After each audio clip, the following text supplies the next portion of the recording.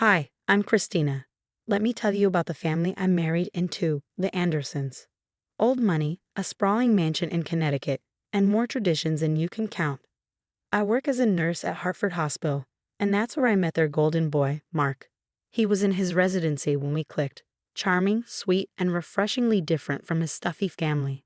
At least that's what I thought. Everything changed after the wedding. His mother, Eleanor, was the perfect mix of Cruella de Vil and Martha Stewart. She began showing her true colors immediately.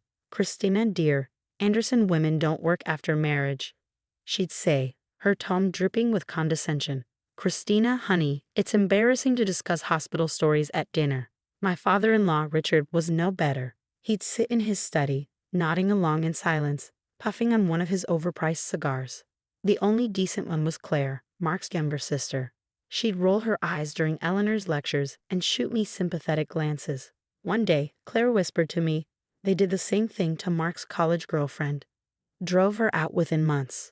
But I wasn't going anywhere.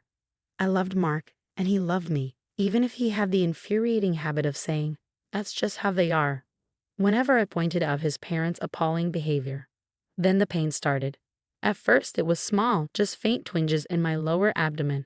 Being a nurse, I knew something was wrong. But every time I brought up seeing a doctor, Eleanor would cut me off. Andersons handle things privately. We have our own family physician, she'd insist, referring to their ancient doctor who hadn't practiced in decades. When the pain hit hard, it nearly brought me to my knees. One evening during one of Eleanor's lavish parties, Claire noticed me gripping the counter. You look pale, she said, worried. I'm fine, I managed, but my legs were trembling. Mark stood across the room, deep in conversation with his father about hospital administration. Eleanor glided over, her pearls gleaming like a weapon. Christina, compose yourself. The Whitmans just arrived, she hissed. That's when everything went black. The last thing I heard was Claire shouting my name and Eleanor whispering sharply, not in front of the guests. When I came to, I was in bed. The room spun as I tried to sit up. We need to call an ambulance, I rasped. Don't be dramatic, Eleanor's icy voice cut through. Dr. Peterson will be here in the morning. He's handled all our medical situations for 30 years. Mark, my doctor husband, sat beside me, squeezing my hand weakly. Mother's right, he said. He treated my appendicitis when I was 12. I stared at him, disbelief battling with the pain that tore through my body. My husband, a man sworn to save lives, was siding with them. The betrayal was worse than the agony. At least let me go to the hospital myself, I pleaded, fumbling for my phone. Eleanor snatched it away with surprising speed. No hospitals, no outsiders. Family matters stay within these walls. Claire helped me to my room as the sounds of classical music and laughter drifted up from below. Once we were alone, she spilled everything. The Andersons had a sordid history of covering up medical emergencies to avoid scandal. Grandmother died because they waited too long. Cousin Sarah lost a kidney. Even my asthma was treated with herbal tea, she confessed, her voice trembling. They're obsessed with appearances. She gestured to her father's study. There's a whole room of medical records in there, every covered-up crisis, every hushed diagnosis. Suddenly, the pain spiked so sharply that I screamed. Mark burst in, his face torn. Mother says Dr. Peterson will come first thing in the morning. She'll be dead by morning. Claire exploded. Just like Grandma. As they argued, I discreetly reached for Claire's phone, my vision blurring. But I managed to dial 911. As the operator answered, I heard Eleanor's heels clicking ominously down the hallway. Help, I whispered into the phone. Hartford Hospital nurse, medical emergency, Anderson Estate. The chaos that followed felt surreal. My colleagues at Hartford Hospital could barely believe their eyes when I was wheeled into the emergency room. Dr. Sarah Chen, my best friend from the cardiac unit, immediately took charge. Ruptured appendix with severe peritonitis. We need her in surgery now, she barked. Mark stood frozen in the waiting room as the perfect Anderson family image crumbled around him. My coworkers, having seen too many cases of medical neglect, weren't about to stay quiet. Dr. Chen confronted Mark directly, her voice echoing across the ER. She could have died. As a doctor, you should know better. 4 hours of documented refusal to seek medical care, and now your wife has sepsis because someone decided appearances mattered more than her life. When I woke up 2 days later, Claire was sitting vigil by my bedside, clutching a thick manila folder. Mark was slumped in a corner chair, looking like he aged a decade overnight. I broke into Daddy's study, Claire announced, her eyes blazing. Every family medical incident for the past 40 years, Grammy's heart attack, Sarah's kidney failure, even your appendicitis, Mark. Everything they tried to hide. Mark finally stirred. I never knew. I remember being sick, but Mother always said it wasn't that serious. They gaslighted you your entire life, Claire snapped. Made you think their way was normal. Well, guess what? Christina's medical team is building a case. Criminal negligence, medical endangerment, they've got it all documented. That's when Hurricane Eleanor burst into the room, Richard trailing behind her. How dare you air our private matters, she hissed. I've already spoken to the hospital board about your staff's unprofessional behavior. Shut up, Mother. Mark's voice was quiet but firm. The room froze. He'd never spoken to her like that before. I've read the files, seen the evidence. You nearly killed Christina, just like you almost killed me, just like you killed Grammy. It stops now. Eleanor's face turned purple with fury. Everything I did was to protect this family's reputation, you ungrateful. Protect? I interrupted, sitting up despite the pain.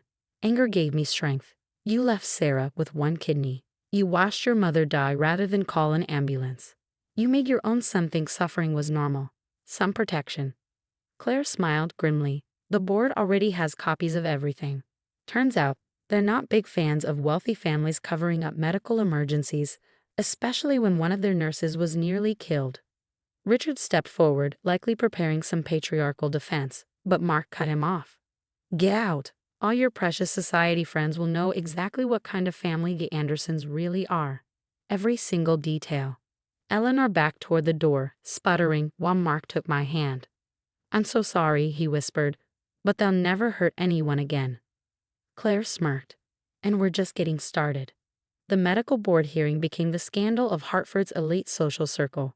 Eleanor and Richard sat stiffly in their designer suits as doctor after doctor testified about the Andersons' pattern of medical neglect. Their precious reputation unraveled thread by thread. Dr. Chen didn't hold back. Not only did they deny care to their daughter-in-law, she said, but we've uncovered 17 separate incidents of medical emergencies hidden or improperly treated, 1 resulting in death, 3 in permanent disability. The Anderson family lawyer looked like he was having an aneurysm. He might as well have been trying to defend the indefensible. Claire's documentation was airtight, and my medical colleagues refused to mince words. Mark testified last. I was conditioned from childhood to accept this as normal. My medical training was constantly at war with their family traditions. But watching them nearly kill my wife, that opened my eyes to decades of abuse. Eleanor's perfectly composed mask finally cracked. We were protecting you, all of you. Protecting us? I shot back, standing despite the still healing incision. It cost Sarah her kidney, cost your mother her life, and almost cost me mine. And for what? So you could keep hosting your charity galas? The board's decision was unanimous. Eleanor and Richard were charged with criminal negligence and medical endangerment. Their social empire crumbled as former friends scrambled to distance themselves. The mysterious illnesses and deaths in the Anderson family were no longer a mystery, but I wasn't done. During my recovery, I started a support group for survivors of medical neglect and family abuse. You'd be shocked how many wealthy families cling to similar traditions. Claire became our star advocate, using her insider knowledge to help others break free. Mark sold his share of the family practice and opened a clinic in an underserved community. No one gets turned away, he promised. No one's emergency gets ignored. Last week, I recently spoke at a medical conference about recognizing signs of familial medical neglect.